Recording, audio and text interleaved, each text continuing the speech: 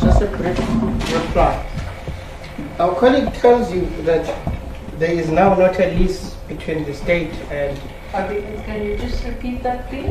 My colleague tells you, submits, that there is no lease between the state and the defense, and he's correct. There's no lease. This is a request for factual findings. It is not it doesn't engage the parties into one or the other form of dispute. The request, as I said in my main submissions, doesn't seek to have you alter the judgment. The judgment is what it is.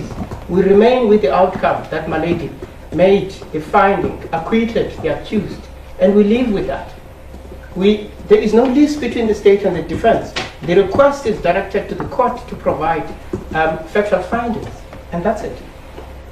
And then it was submitted that if this application were to be entertained, then accused persons would not know that their cases have become finalized or not. Again, that's a mistake. It presupposes that in all judgments, it would not be clear to the state what the factual findings are. This procedure is available only in circumstances where it is not clear to the state from the reading of the judgment what the factual findings are. So it is not a procedure that would be available. Schoeman doesn't say that, or the Limpopo judgment. They don't say that in every judgment, this is what should happen. It only happens where there is no clarity as to what the factual findings are. Then it was submitted that this should have come in the form of a notice of motion supported by an affidavit. And this submission comes from a party that says, well, there's no procedure in the Criminal Procedure Act that permits for this. So the question that lingers is, on the basis of what dispensation should the request have been made by means of a notice of motion supported by a founding affidavit? Surely the submission cannot come from a party that says there's no procedure that articulates this in the Criminal Procedure Act. And indeed, the judgments that we rely on merely say you make a request when it is not clear. May I just, for the sake of completeness, say this, and I'll read from paragraph 11 of the Limpopo judgment. It says, leaving aside for the moment whether the question posed raised a proper question of law, the facts upon which the point of law was set to hinge were not set out in the state's application. So our colleague would expect us to ask Malady to reserve questions of law, but not set out the facts upon which those questions of law hinge.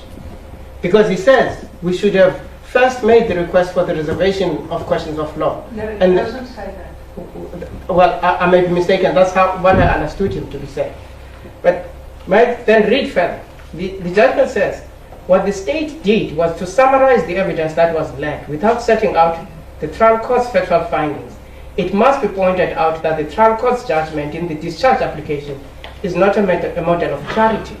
And we make that submission with respect that Malady's judgment, insofar as the factual findings are concerned, is not a model of clarity. We say that with respect. And then the SA says, if this is the reason the state was unable to set out the facts, it should have asked the trial court to clarify its findings of fact. It did not do that either. The trial court also had a duty to ensure that its factual findings underpinning the points of law were properly set out, but regrettable, it also did not do so. Despite this shortcoming, the trial court was content to reserve the question as one of law, falling within the ambit of this section. So those judgments, in fact, deal with matters that are on appeal. And it is at that stage, when there is, according to those judgments, when there is an appeal and there is a point of law, then it can ask for clarification what those facts are that the court, based its finding on, that would be the subject matter of the appeal. here, we have no factual findings at all, and I say that with respect, from the reading of the judgment. Well, then isn't that then your mistake of law? I'm willing to concede that it is, but if my lady says in response to the request that, well, because that is just one, There's various charges that the accused came before court to face. But if my lady says, well, I decline the request simply on the basis that what my lady has put to me is the answer, then I'll live with it. But it doesn't mean we are not within our rights to make the request that we made. It's certainly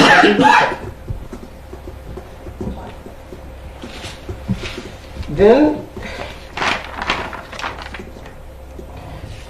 a submission was made that the state has not invoked, and I think it links with what I've just debated with the court. The state has not invoked section 319. We say, my lady, without knowing what the factual findings are, it is not possible for us to do so. I'm not going to deal with the other issues that, the suggestions that were made that the judgment is final. Of course, we accept that the judgment is final. I've debated with the court the question whether you're found to sufficient or not. And we submit that in providing what we ask you should provide, you're not found to sufficient. Thank you. My ruling and the reasons therefore will be handed down in motion court on Tuesday. As it pleases the court, Madam. Madam, may I ask that you excuse me from that, but I'll see to it that my attorney instructs junior counsel to note the results and the ruling. As it pleases. Congratulations. All right.